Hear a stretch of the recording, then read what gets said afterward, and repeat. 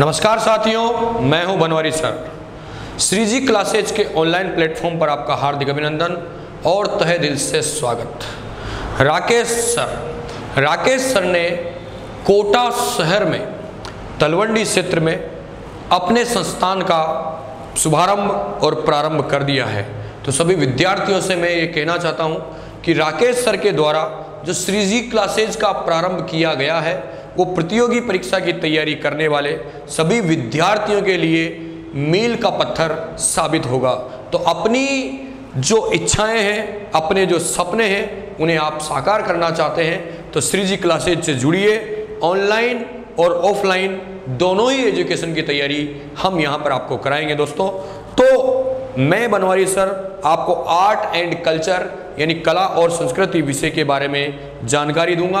Art and culture यानी कला संस्कृति के बारे में मैं आपको पढ़ाऊंगा।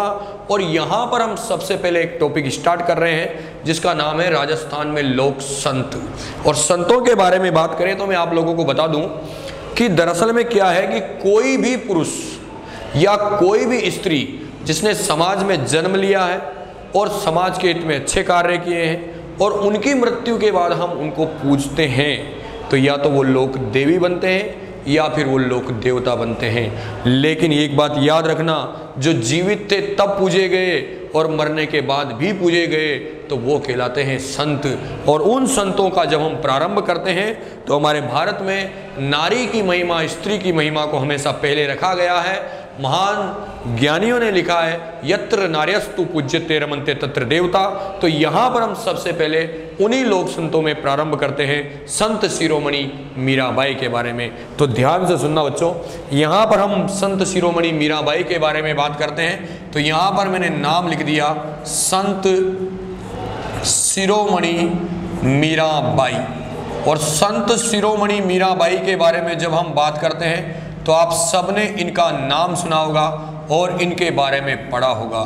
भगवान कृष्ण की अनन्य भक्त और अनन्य प्रेम की भक्ति रस धारा में डूबने वाली मीराबाई को सगुण भक्ति धारा के रूप में हम पढ़ते हैं और सगुण भक्ति धारा के रूप में हम जानते हैं। तो मीराबाई के बारे में जब हम बात करते हैं तो सबसे पहले इनके जन्म स्थान के बारे में बात करेंगे। जन्म कब हुआ था, क्या विशेष बात रही थी, उन सब का उल्लेख यहाँ पर हम करेंगे। तो सबसे पहले मैंने लिख दिया डियर स्टूडेंट यहाँ पर जन्म। तो मीराबाई के जन्म के बारे में जब हम बात करते हैं तो इनका जन्म 1498 ईस्वी में हुआ था। कब हुआ था जन्म? 1498 ईस्वी में हुआ था। और स्थान के बारे में बात करें तो प्राचीन समय में मेड़ता पर्टिकुलर एक कस्बा माना जाता था और उस कस्बे के क्षेत्र में कुड़की नाम का एक गांव माना जाता था जो वर्तमान में पाली जिले में आता है। लेकिन अपने को यहाँ पर याद रखना है कि जन्म मेड़ता नागौर, क्योंकि इनका जो पीहर था वो मेड़ता नागौर ही माना गया है। तो यहाँ पर हमने लिख दिया जन्म 1498 ईस्वी।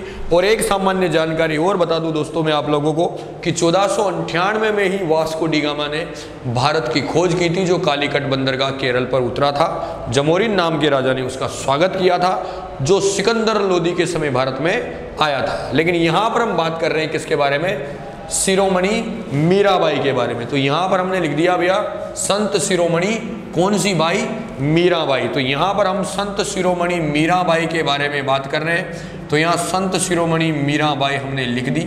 अब लिख दिया हमने सबसे पहले जन्म कब हुआ? 1498 ईस्वी। स्थान के बारे में हम बात करते हैं तो स्थान क्या होगा भैया यहाँ पे? मेड़ता। और ये मेड़ता वर्तमान में कहाँ पर पड़ता है? नागौर में। मेड़ता प्राचीन समय में कस्बा माना जाता था। उस समय नागौर वगैरह नहीं हुआ करते थे। पर्टिकुलर जो क्षेत्र थे उनको अलग अलग क्षेत्रों के रूप में जाना जाता था, यानी मेड़ता नागौर। जन्म स्थान। इनके पिता के बारे में बात करें तो इनके पिता का जो नाम था वो रतन सिंह राठौड़ था। क्या था पिता का नाम? रतन सिंह राठौड़ इनके पिता का नाम था। तो यहाँ पर मैंने लिख दिया कि इनके पिता के बारे में बात करें तो इनके पिता का नाम क्या था? रतन सिंह राठौड़ था। इनकी माता के बारे में जब हम बात करें, इनकी माता के बारे में जब हम बात करें तो इनकी माता का नाम वीर कुंवरी था। क्या नाम था मित्रों माता का? वीर कुंवरी इनकी माता का नाम था। तो यहाँ पर हमने कहा कि भाई पिता का नाम जो है रतन सिंह राठौड़ था और माता के बारे में बात करें तो माता का नाम क्या था? वीर कुंवरी था। आगे और बात करें तो इनका विवाह 18 वर्ष की आयु में, यानी लगभग 1516 में, भाई 1498 में जन्म हुआ तो 1516 कितने साल हो गए? 18 साल, यानी 18 वर्ष की आयु में इनका विवाह राजस्थान में मेवाड़ के शासक राणा सांगा के पुत्र भोजराज के साथ हुआ। किसके साथ हुआ मित्रों? भोजराज के साथ हुआ। और ऐसा कहा जाता है कि मीराबाई भगवान कृष्ण की बचपन से भक्त थी, लेकिन जब समाज में परिवार रहता है तो भक्ति की तरफ इतना ध्यान नहीं जाएगा, लेकिन कोई व्यक्ति जब भगवान में उनकी भक्ति में डूबना चाहता है और समाज में भी उनके लिए कोई नहीं बचता है तो फिर भक्ति की भावना और बढ़ती जाती है, और वो भावना बढ़ती जाती है और व्यक्ति ईश्वर की भक्ति में लीन होता जाता है। तो यहाँ पर इनके पति भोजराज थे जो 1517 खातौली के युद्ध में लड़ते हुए वीर गति को, शहादत को प्राप्त हो गए थे। तो वो कौन थे भैया? भोजराज जी, यानी विवाह के कुछ समय बाद ही पति की मृत्यु हो गई। और ये भोजराज किसके पुत्र है? राणा सांगा के। यानी यहाँ पर हमने लिख दिया कि मीराबाई के ससुर के बारे में हम बात करें तो मीराबाई के ससुर के रूप में हम किसको जानते हैं दोस्तों? राणा सांगा को जानते हैं। और ऐसा कहते हैं कि भोजराज की मृत्यु तो 1517 में हो गई, लेकिन 30 जनवरी 1528 को सांगा की भी मृत्यु हो गई। और जब सांगा की भी मृत्यु हो गई और भोजराज की भी मृत्यु हो गई तो ऐसा कहा जाता है कि मीराबाई पूरी तरह से टूट चुकी थी। उन्होंने अब केवल अपना फोकस भगवान कृष्ण की भक्ति धारा पर रख दिया और वो चित्तौड़ छोड़ करके कहाँ चली गई दोस्तों? मेड़ता, अपने पिहर चली गई और वहीं पर भगवान कृष्ण की आराधना करने लग गई। किसकी आराधना करने लग गई? भगवान कृष्ण की आराधना करने लग गई। यानी पति कौन है? भोजराज, और ससुर कौन है? राणा सांगा। आगे बात करें तो भैया जब वो चली गई कहाँ पर? मेड़ता नागौर। तो मेड़ता नागौर में उनके ताऊजी रहते हैं भैया, और उन ताऊजी के बारे में हम बात करें तो उन ताऊजी का नाम था बीरमदेव। क्या नाम था ताऊजी का? बीरमदेव। और ऐसा कहते हैं कि मारवाड़ जोधपुर का एक राजा जिसका नाम था भैया राव मालदेव, और राव मालदेव ने इसी समय नागौर पर आक्रमण कर दिया। और जब नागौर पर आक्रमण कर दिया तो मीराबाई को और बीरमदेव को नागौर छोड़ना पड़ा, और वो नागौर छोड़ना पड़ा तो अब मीराबाई पूरी तरह से टूट चुकी थी। वो भगवान कृष्ण की भक्ति धारा में पूरी तरह से डूब चुकी थी। अब केवल भगवान कृष्ण ही सहारा था। आपने सुना होगा दोस्तों कि मेरे तो गिरधर गोपाल दूसरों न कोई, जाके सिर मोर मुकुट मेरो पति सोई। यानी भगवान कृष्ण को उन्होंने अपना प्रेमी, अपना पति, अपना सब कुछ मान लिया, सब कुछ समर्पण कर दिया। किसके लिए? भगवान कृष्ण के लिए। और वो त्रिलोकीनाथ भगवान कृष्ण, आपको पता है भैया भगवान जिसके ऊपर हाथ रख दे उसका कोई कुछ क्या बिगाड़ लेगा। पढ़ा होगा आप लोगों ने, जाको राके साइया मार सके ना कोई। तो भैया यहाँ पर जब राव मालदेव ने आक्रमण कर दिया तो ये बीरमदेव को नागौर छोड़ना पड़ा। तो अब मीराबाई पूरी तरह से टूट चुकी थी। भगवान कृष्ण की भक्ति धारा का प्रभाव और बढ़ गया और मीराबाई चली गई वृंदावन। कहाँ चली गई मीराबाई? वृंदावन चली गई। और यहाँ पर हम बात करें तो यहाँ मीराबाई के एक देवर है भैया। कौन है? मीराबाई के एक देवर है, और उस देवर का नाम है भैया विक्रमादित्य। ये विक्रमादित्य भी राणा सांगा के पुत्र है भैया। तो यहाँ पर हमने कहा कि विक्रमादित्य को, क्योंकि आपको पता है हमारे प्राचीन समाज के बारे में महिलाओं को समाज में बाहर निकलने की अनुमति नहीं दी जाती थी, और मीराबाई जो है वो भगवान के भजन गाती थी, साधु संतों की टोलियों में घूमा करती थी, इकतारा वाद्य यंत्र के साथ भजन गाया करती थी। तो विक्रमादित्य को ये अच्छा नहीं लगा। उन्होंने सांप से कटवाया, मीराबाई को जहर पिलाया, लेकिन कुछ नहीं हो सका, क्योंकि भैया किसका आशीर्वाद है? भगवान कृष्ण का आशीर्वाद है। और जिसके ऊपर भगवान कृष्ण का आशीष है उसका कोई क्या बिगाड़ लेगा। तो इनका देवर कौन था? विक्रमादित्य था। कौन था भैया देवर? विक्रमादित्य था। आगे बात करें मीराबाई के बारे में तो मीराबाई के बारे में बात करें तो उपनाम के बारे में जब हम बात करते हैं तो मैंने आपसे पूछा किसके बारे में? मीराबाई के बारे में। और मैंने आप लोगों से कहा दोस्तों कि भगवान कृष्ण की अनन्य भक्त है, भगवान कृष्ण की अनन्य प्रेमिका है, इसलिए इनको राजस्थान की राधा के नाम से जाना जाता है। किसके नाम से जाना जाता है? राजस्थान की राधा के नाम से जाना जाता है। और मैं आप लोगों को बता दूं कि अगर आपसे यूँ पूछा जाए कि चित्रों में राजस्थान की राधा कौन है, तो चित्रों में राजस्थान की राधा बनी ठनी को कहा जाता है, जो किशनगढ़ की एक पेंटिंग है राजा सावंत सिंह की पासवान प्रेमिका रसिक प्रिया, जिसको बनी ठनी के नाम से जाना जाता था, वो चित्रों में राजस्थान की राधा है। और ऐसे नॉर्मली बोलेंगे तो राजस्थान की राधा कौन है भैया, वो मीराबाई है। कौन है वो? मीराबाई। जिस वाद्य यंत्र को मीराबाई बजाया करती थी, जिसको बजाते बजाते वो भजन गाया करती थी, तो उस वाद्य यंत्र का नाम था भैया इकतारा। क्या नाम था उसका? इकतारा। तो इकतारा वाद्य यंत्र के साथ मीराबाई भगवान कृष्ण के भजन गाया करती थी। और मीराबाई की जो रचनाएं हुआ करती थी उनको पदावलियों के नाम से जाना जाता था। यानी यहाँ पर हमने लिख दिया कि इनकी रचनाएं जो है उन्हें हम किस नाम से जानते हैं? पदावलियों के नाम से जानते हैं। तो इनकी रचनाएं जो है वो पदावलियाँ कहलाती है। और इन पदावलियों की जब भाषा की बात की जाए तो वो ब्रज भाषा है। और ब्रज भाषा भगवान कृष्ण की भाषा है, बड़ी माधुर्य वाली, बड़ी सुंदर, जो कानों को, कर्ण को शोभा बढ़ाने वाली भाषा है, जो सुशोभित करती है, तनाव दूर करती है। ऐसी भाषा में लिखा करती थी कौन? मीराबाई। तो यहाँ पर ये जो पदावलियाँ हैं, इन पदावलियों के बारे में बात करें तो ये कौन सी भाषा में मिलेगी भैया? इनका उल्लेख कौन सी भाषा में किया गया?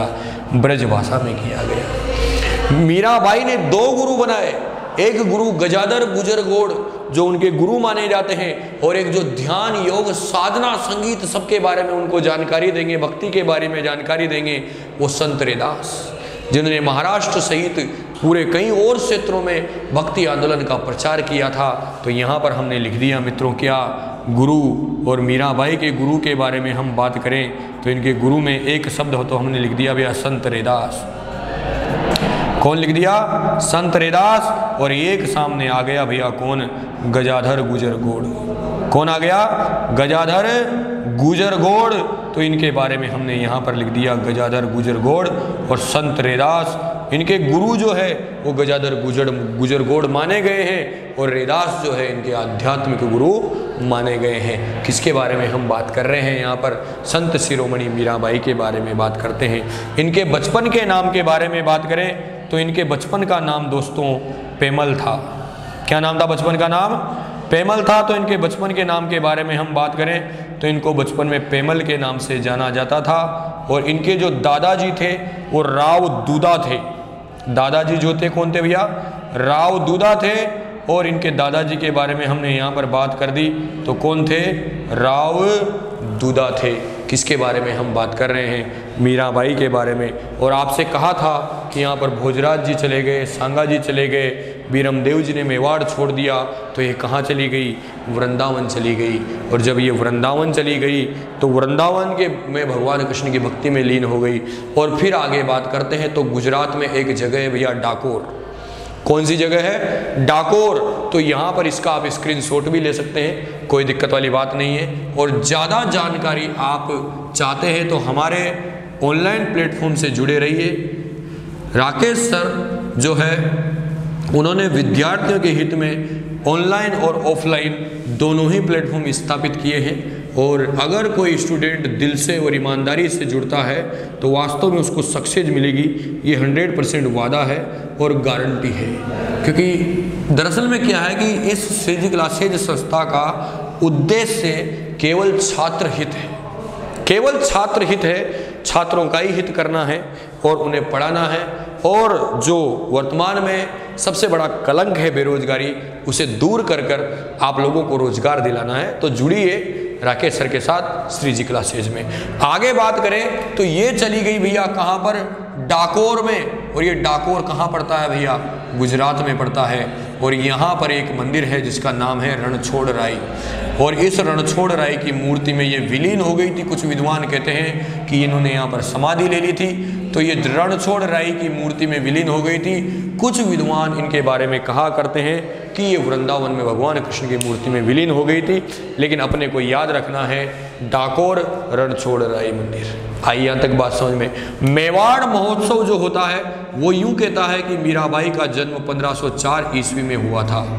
मेवाड़ महोत्सव क्या कहता है कि मीराबाई का जन्म 1504 ईस्वी में हुआ था, लेकिन आप लोगों को पता है कि मीराबाई का जन्म 1498 ईस्वी में हुआ था। लेकिन भैया साहित्य है, यहाँ की भाषा है, इतिहास है, तो जो विद्वान कहेंगे उसको भी थोड़ा बहुत अपने को मानना पड़ेगा।